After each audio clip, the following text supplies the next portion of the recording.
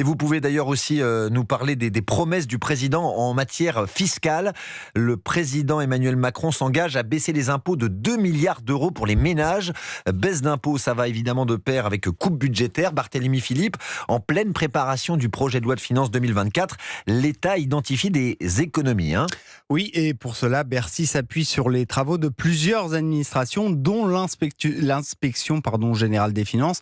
Première piste, réduire le budget des opérateurs de l'État, Pôle emploi, Météo France ou le CNRS. Voici pour les plus connus, mais il y en a 438 au total. Leur budget, 80 milliards d'euros par an. Sur cette somme, le rapport identifie 2,5 milliards d'euros d'excédent potentiel de trésorerie.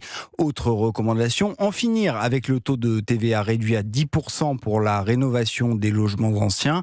L'application du taux normal de 20% permettrait à l'État de multiplier ses recettes par 2. Enfin, l'administration valide les récents arbitrages budgétaires de l'État. La victime numéro 1, c'est le logement. Le gouvernement va supprimer le dispositif Pinel et recentrer le prêt à taux zéro pour dégager 2 milliards d'euros d'économies. Et on le rappelle, c'est Bruno Le Maire lui-même qui a fixé le cap récemment. Le ministre a promis 10 milliards d'euros d'économies d'ici 2027. Il faut dire qu'avec 3 000 milliards d'euros de dette publique et son statut de mauvais élève de la zone euro, la France n'a plus vraiment le choix. Voilà le budget 2024 prochain, grand texte attendu à l'Assemblée dans le courant du mois de septembre. Merci Barthélémy Philippe du service économie d'Europe 1.